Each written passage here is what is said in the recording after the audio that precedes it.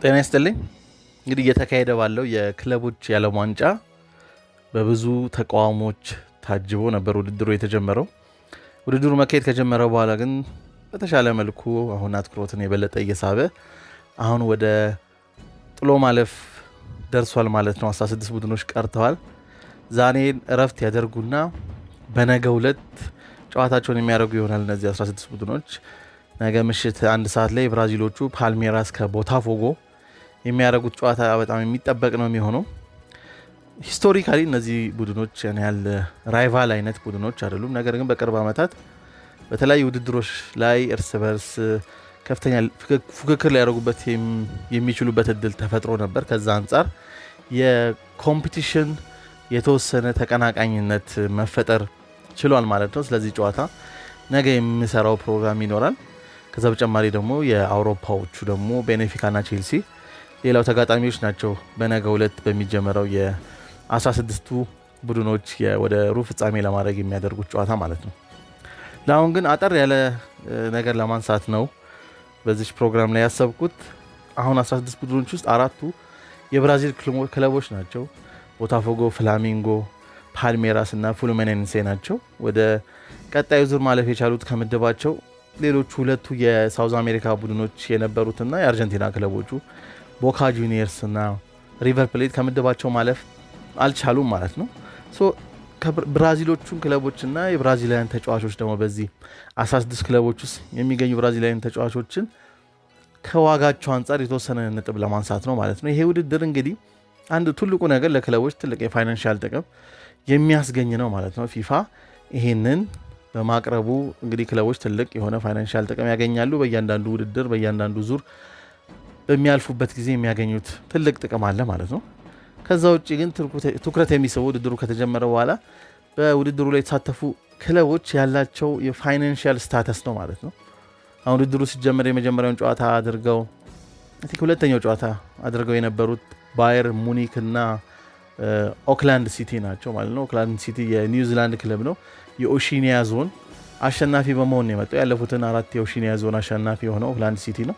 የኦሺኒያ ዞን በአጠቃላይ የተወሰኑ ሀገሮች እንደ ፊጂ አይነት እንደ ፓፑዋጊኒ አይነት ሀገሮችንና የተወሰኑ ደግሞ ቴሪቴሪ አይነት ነገሮችን የያዘ እንግዲህ አካባቢ ነው። የነዛ ክለቦች ውድድር ነው የሚደረገው። አብዛኛው የኒውዚላንድ ክለቦች ነው አሸናፊ የሚሆኑት። ዋና አጋጣሚ ምናምን የፓፑዋጊኒ አሸናፊ የሆነበት አጋጣሚ አለ። መጀመሪያ አካባቢ ደግሞ የአውስትራሊያ ቡድኖች ያሸነፉበት አጋጣሚ አለ ማለት ነው። ከዛ ውጪ ኒውዚላንድ ክለቦች ነው በብዛት የሚያሸንፉት። ክለቡ ደግሞ ይሄ ኦክላንድ ሲቲ ያን ያለ አማተር ተጫዋቾችን የያዘው ክለቡም አማተር ነው። አት ሴም ታይም ተጫዋቾቹም አማተር ናቸው። ሌላ ፉል ታይም ስራ አላቸው ማለት ነው እነዚህ ተጫዋቾች ማለት ነው። የመጀመሪያው ጨዋታ በባየር ሙኒክ 10-0 ነበር የተሸነፉት። ነገር ግን መጨረሻ ላይ እንግዲህ ከላቲን ትልቅ ክለብ ከሚባሉት ውስጥ አንደኛው ቦካ ጁኒየርስን 1-1 አስጥለውታል። ብቸኛውን ግብ የሚያስቆጠሩት በክሪስቲያን ግሬ በሚባል ተጫዋቻቸው አማካኝነት ነው። ይሄ ክሪስቲያን ግሬ መምህር ነው። ኖርማሊ ትምህርት ቤት ላይ መምህር ነው። ፍቃድ ጠይቆ መጥቶ ነው። አብዛኞቹም በአኑዋል ሊቭ ነው እንግዲህ የአመት ፍቃድ ወስደው ነው ወደዚህ ውድድር የመጡት ማለት ነው። እንደዚህ አይነት አስደናቂ የሆኑ ታሪኮች አሉት ማለት ነው። የፋይናንሻል ዲፍረንሳቸውን ደግሞ ስታተሳቸውን ስናይ ትንሽ አስገራሚ ነገር እናገኛለን። በተለይ ደግሞ የብራዚል ክለቦቹ ላይ አሁን 16 ከቀሩት ክለቦች አንጻር የብራዚል ክለቦችና ተጫዋቾች ጋር በተገናኘ ያለውን የተወሰነ ቁጥር ለማንሳት ነው ማለት ነው። ይህን ቁጥር ያገኘው ትራንስፈር ማርኬት ላይ ነው። እንግዲህ ከተጫዋቾች ዝውውር እና የተለያዩ ጉዳዮችን የምናገኝበት ዌብሳይት እንደሆነ ይታወቃል ማለት ነው። ከነዚህ ውስጥ ደግሞ አንደኛው ከማርኬት ቫሊዩ አንጻር ትራንስፈር ማርኬት ላይ የምናገኘው ዋጋ አለ። የተጫዋቾች ማርኬት ቫሊዩ ከፐርፎርማንስ አንጻር፣ ከእድሜያቸው አንጻር፣ ከዲማንዳቸው አንጻር ማርኬት ቫሊዎቹ ይወጣል ትራንስፈር ማርኬት ላይ ማለት ነው። ከዛ አንጻር ብንመለከት እንግዲህ ከ16 ቡድኖች ውስጥ 4 የብራዚል ክለቦች አሉ ብዬ ጠቅሻለሁ። ከአራቱ ውጪ ያሉትን 12 ክለቦች ደግሞ ስንመለከት ከ12ቱ ከ3ቱ ክለቦች ውጪ እነዛም ከባየር ሙኒክ፣ ከቤኔፊካ እና ከሜክሲኮ ሞንቴሬ ውጪ ሌሎቹ ቢያንስ አንድ ብራዚላዊ ተጫዋች አላቸው ማለት ነው። እነዚህ 3 ክለቦች ምንም አይነት ብራዚላዊ ተጫዋች በስብስባቸው ውስጥ አልያዙም ማለት ነው።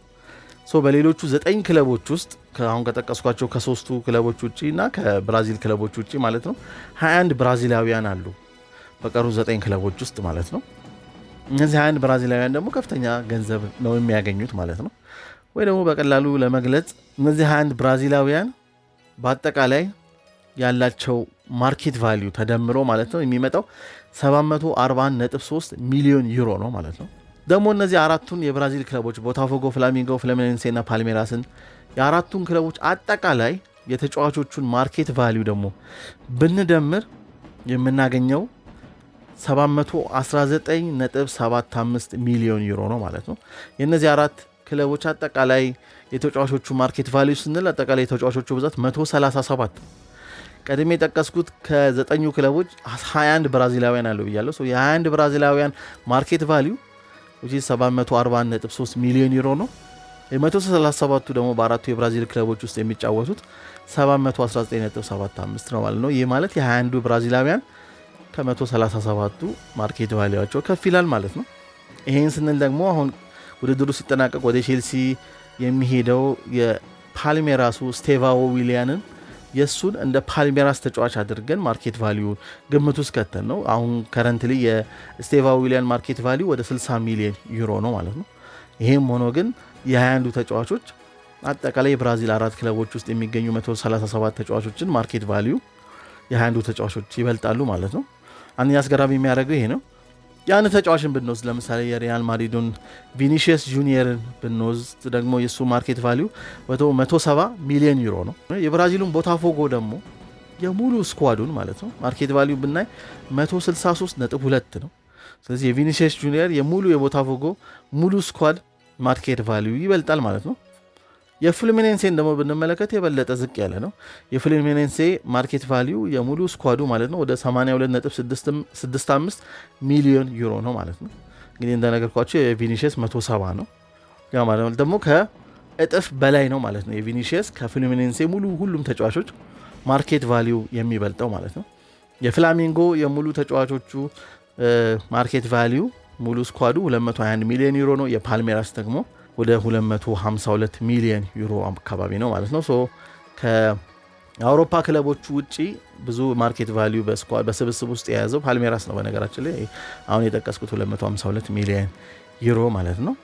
ኢንተር ሚያሚ ላይ አንድ ተጫዋች አለ ሊዮ አፎንሶ የሚባል ብራዚላዊ ማለት ነው። የእሱ ማርኬት ቫልዩ 300,000 ዩሮ ነው ማለት ነው። እና ይሄ ምናልባት ቁጥሩን ስመለከት የትራንስፈር ማርኬትን መረጃ ስመለከት በተወሰነ መልክ ትንሽ ስለገረመኝ ነው ማለት ነው። አሁን ላይ ኦፍኮርስ ሳውዝ አሜሪካ ላይ የብራዚል ክለቦች ከሌሎች የሳውዝ አሜሪካ በተለይ ደግሞ ኢኮኖሚቡል ሀገራት ላይ ካሉ ክለቦች በጣም ከፍ ያለ ክፍያም አደሴም ታይም አቅምም ያላቸው ክለቦች የሚገኙት ብራዚል ውስጥ ነው።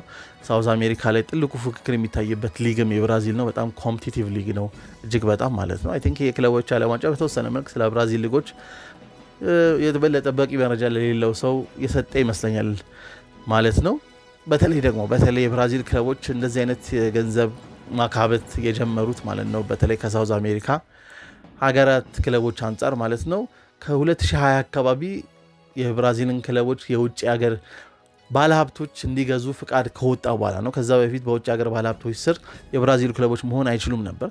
ከዛ በኋላ ነው እንግዲህ በብራዚል ክለቦች ስር የብራዚል ክለቦችን የውጭ ሀገር ባለሀብቶች መግዛት የቻሉት። በዛም አጋጣሚ ነው የቦታፎጎ አሁን ከረንትሊ ባለቤት የሆነው ጆን ቴክስተር አሜሪካዊ ማለት ነው ቦታፎጎን የገዛው ማለት ነው። ከዛ በኋላ ነው እንደነ አልማዳ አሁን ሊዮን የሚገኘው እንደነ ሉዊስ ኤንሪኬ አይነት ተጫዋቾችን በብራዚል የተጫዋቾች ዝውውር ሪከርድ በሆኑ ዋጋዎች ወደ ቦታፎጎ ያመጣው ማለት ነው።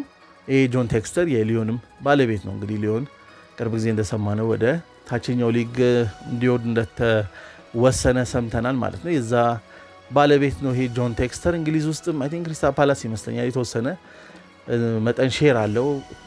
ያን ሼር የመሸጥ ሀሳብ እንዳለው ሲጠቀስም ሰምቻለሁ። ነገር ግን ፓላስ ላይም የተወሰነ ድርሻ ያለው ባለሀብት ነው ማለት ነው። እነዚህ ባለሀብቶች ወደ ቡድኑ ወደ ስብስቡ የበለጠ በመጡ ቁጥር ወደ ብራዚል ክለቦች የበለጠ በመጡ ቁጥር የብራዚል ክለቦች ሀብት የበለጠ እየጨመረ መጥቷል። ፕላስ ደግሞ በኮፓ ሊበርታዶሬስን ላይ ወይ ደግሞ በኮፓ ሱድ አሜሪካና ላይም ብናየው የብራዚል ክለቦች ሞር ዶሚናንት ናቸው። ያለፉትን 6 የኮፓ ሊበርታዶሬስ ውድድሮች ያሸነፉ የብራዚል ክለቦች ናቸው። ከ2019 ጀምሮ ፍላሚንጎ ካሸነፈበት ጀምሮ ያለፈው ሲዝን ቦታፎጎ ካሸነፈበት ጊዜ በተከታታይ የብራዚል ክለቦች ነው ሻምፒዮን እየሆኑ ያሉት። 2018 ለመጨረሻ ጊዜ ነው እንግዲህ የብራዚል ክለብ ኮፓ ሊበርታዶሬስ ያላሸነፈበት። የዛን የሪቨር ፕሌት የማርሴሎ ጋላርዶ ሪቨር ፕሌት ነበር ሳንቲያጎ በርናቦ ላይ ምናልባት የምታስታውሱት ይመስለኛል። በደርሶ መልስ ነበር ጨዋታው የሚደረገው ማለት ነው። በሞኒመንታል እና በቦምቦኔራ ማለት ነው። ቦካ ጁኒየርስ እና ሪቨር ፕሌት ነበር ለፍጻሜ የደረሱት። የመጀመሪያው ጨዋታ አይ ቲንክ ተደርጎ ይመስለኛል በቦምቦኔራ። የሞኒመንታል ጨዋታ ላይ ከመደረጉ በፊት ብዙ አይነት ረብሻዎች እና አስቸጋሪ ነገሮች በመፈጠራቸው ጨዋታው ከሳውዝ አሜሪካ ውጭ እንዲደረግ ተብሎ ወደ ስፔን መጥተው በሳንቲያጎ በርናባው ነበር ጨዋታ የተደረገው። ጨዋታውም ወደ 4 ሰዓት 5 ሰዓት በጊዜ ነበር የተደረገው ማለት ነው። አሁንም አክቹሊ ኮፓ ሊበርታዶሬስ የፍጻሜ ጨዋታዎች በአብዛኛው በዚህ አይነት ሰዓት ላይ ነው። ከዛ በኋላ የበለጠ እይታን ለማግኘት እየተደረጉ ያሉት። እዛን ሰዓት ሪቨር ፕሌት አሸንፎ ነው ሻምፒዮን የሆነው። ከዛ በኋላ ብራዚል ክለቦች ነው ዶሚናንት እየሆኑ ያሉት። ሪቨር ፕሌት በቀጣዩም ሲዝን 2019 ላይ ከፍላሚንጎ ጋር ለፍጻሜ ደርሶ በፍላሚንጎ ተሸንፎ ነው አይ ቲንክ 1-0 ይመስለኛል ተሸንፎ ዋንጫውን ያጣው። ብራዚሎች የበለጠ ዶሚናንት ናቸው። ከዛ በኋላ በሀገሪቱ ውድድሮች ማለት ነው በፋይናንሻሊም ትልቅ ናቸው ማለት ነው። ነገር ግን ወደ አውሮፓ አይነት ኬስ እናመጣ አሁንም እንደጠቀስኩት የትራንስፈር ማርኬትን ቫሊዩ የፋይናንሻል ልዩነቱ እጅግ በጣም ሰፊ ነው ማለት ነው። በዛ ሰፊ ልዩነት ውስጥ ነው እንደዚህ አይነት ፐርፎርማንስ እየተመለከትን የምንገኘው ማለት ነው። ቁጥሩ ትንሽ ገረም ስላለኝ ነው። በፓልሜራስ እና በቦታፎጎ ጨዋታ ላይ የተወሰኑ ሀሳቦችን ነገ የምሰራ ይሆናል ማለት ነው። እስኪ ስለ ውድድሩ እንዴት አገኛችሁት? የክለቦች ዓለም ዋንጫን የጠበቃችሁት ሆኖላችኋል? የትኛው ጨዋታ ሞር ኤክሳይቲንግ ነበር? ምናልባት የደቡብ አፍሪካው ማማለዱ ሰንዳውንስ በጣም ኤክሳይቲንግ ቡድን ነበር። ያው ወደ ከምድብ ማለፍ ባይችልም ነገር ግን ለማየት በጣም የሚማርክ ቡድን ነበር። በጣም ሰርፕራይዝ ያደረገኝ ቡድን ለማየት በጣም የማረከኝ ቡድን አንደኛው ማማለዱ ሰንዳውንስ ነው። ኮርስ የብራዚል ክለቦችን በተደጋጋሚ ስለማያቸው ያን ያህል ሰርፕራይዝ አላደረገኝም ውድድሩ ላይ የነበራቸው ፐርፎርማንስ። እንዴት አገኛችሁት ግን ውድድሩን? እስኪ ሀሳብ አስተያየታችሁን በኮሜንት መስጫው ላይ ያስቀምጡልኝ። አመሰግናለሁ።